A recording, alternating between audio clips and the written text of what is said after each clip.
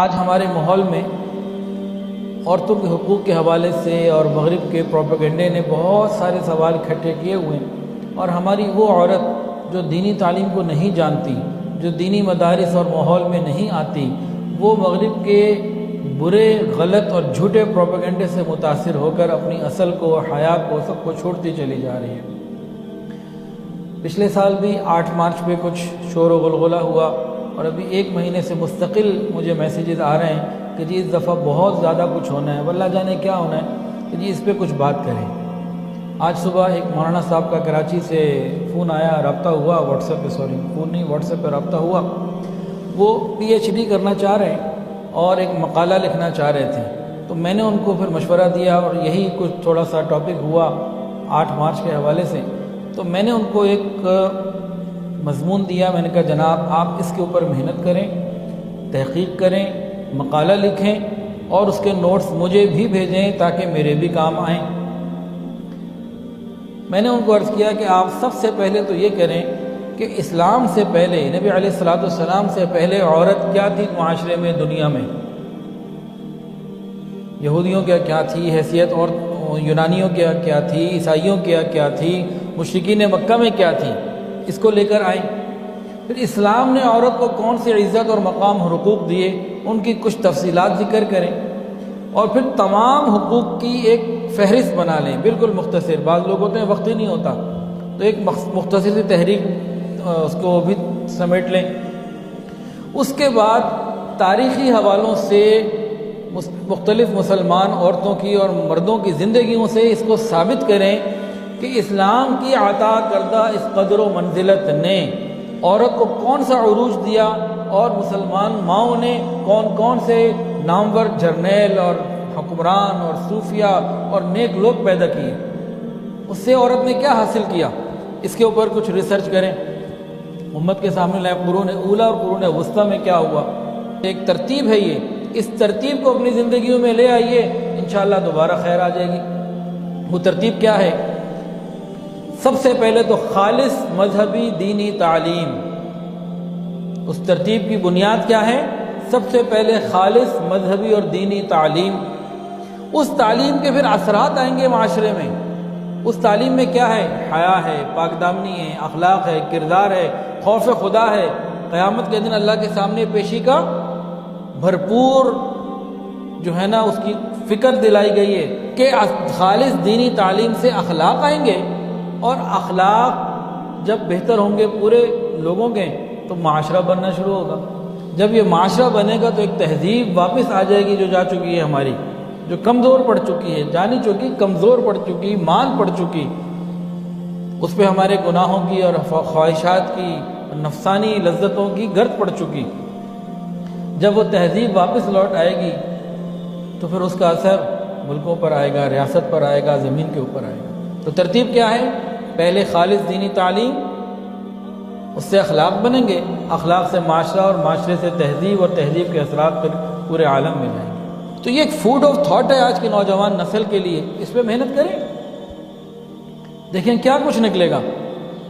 یہ صرف ایک آدمی کا کام نہیں، پوری امت کا معاملہ ہے یہ۔ تو ہماری عورت کے سامنے، ہمارے مرد کے سامنے یہ باتیں سامنے آ جائیں، تب پھر مغرب کا مکروہ چہرہ سامنے کھل کر آ جائے گا کہ وہ اس آزادی سے فقط عورت تک آزادی سے پہنچنا چاہتا ہے، اس کے علاوہ اور کوئی بات نہیں۔ وہ عورت تک پہنچنے کی آزادی چاہتا ہے اور کچھ نہیں۔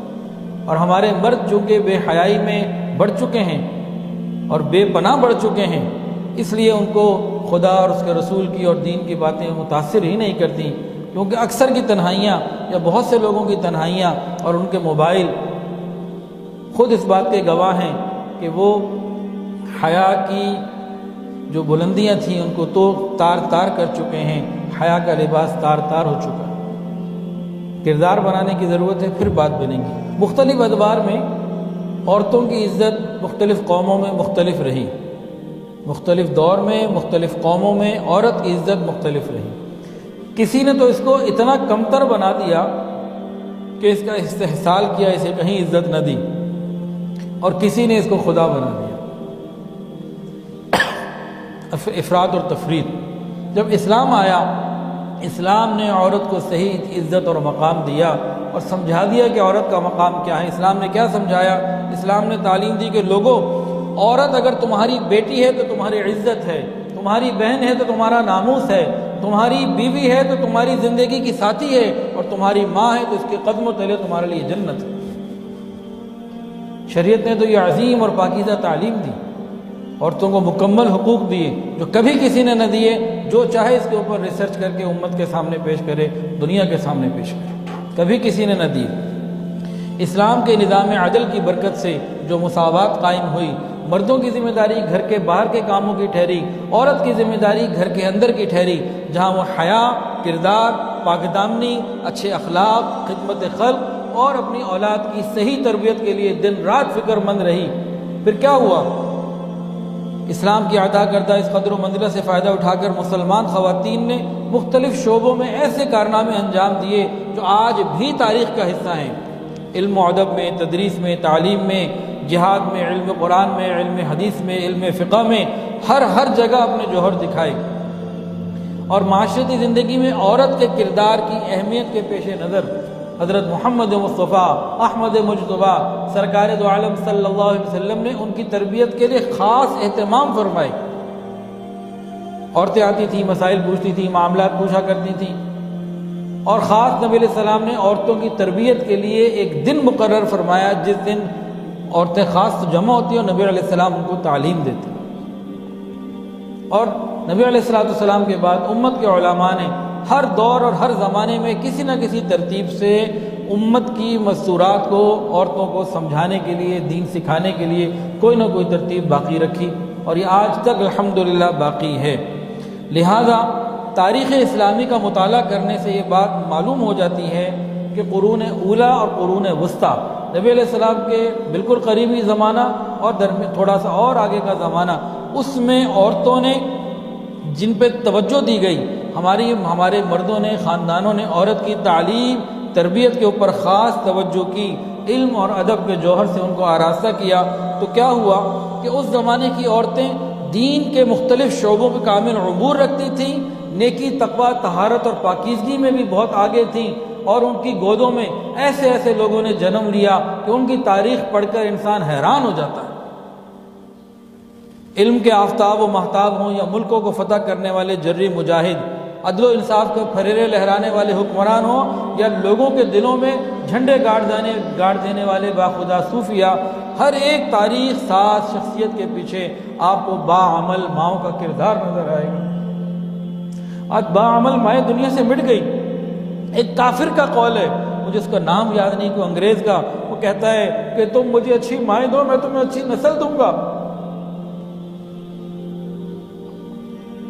جب قرون اولیٰ اور قرون وسطیٰ میں عورت کی تعلیم و تربیت کے اوپر توجہ دی گئی، علم و ادب اور حیا کے جوہر سے ان کو آراستہ کیا گیا، مردوں نے باہر کی ذمہ داریاں نبھائیں، عورتوں نے گھر کی ذمہ داریاں نبھائیں، پھر ایسے ایسے کارنامے انجام دیے کہ دنیا آج بھی حیران ہے ان کی گودوں میں جن لوگوں نے پرورش پائی، وہ علم و آفتاب کے مہتاب ہوں یا ملکوں کو فتح کرنے والے جری مجاہد، عدل و انصاف کے پھریرے لہرانے والے حکمران ہوں یا لوگوں کے دلوں میں جھنڈے گاڑ دینے والے باخدا صوفیہ ہوں، ہر ایک تاریخ ساز شخصیت کے پیچھے آپ کو باعمل ماؤں کا کردار نظر آئے گا۔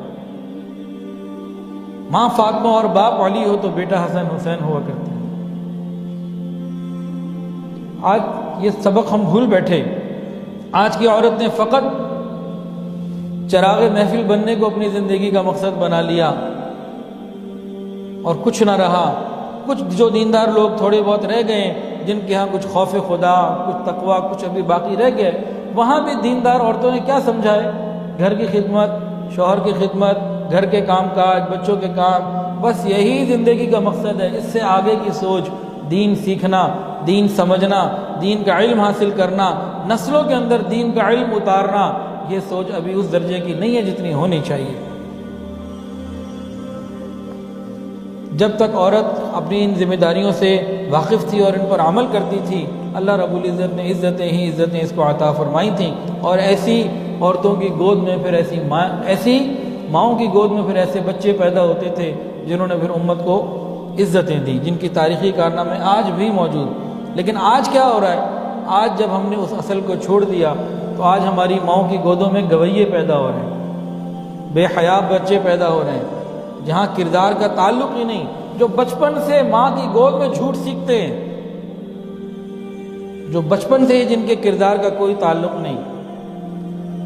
چھوٹے بچوں کو میوزک سکھایا جاتا ہے، ناچ گانا سکھایا جاتا ہے،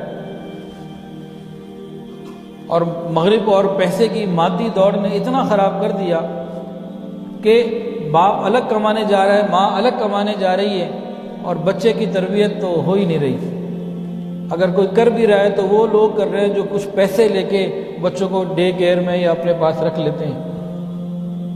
سگے ماں باپ بچوں کو نہیں وقت دے رہے، تربیت نہیں دے رہے، باہر کے لوگ کیسے توجہ دے سکتے ہیں؟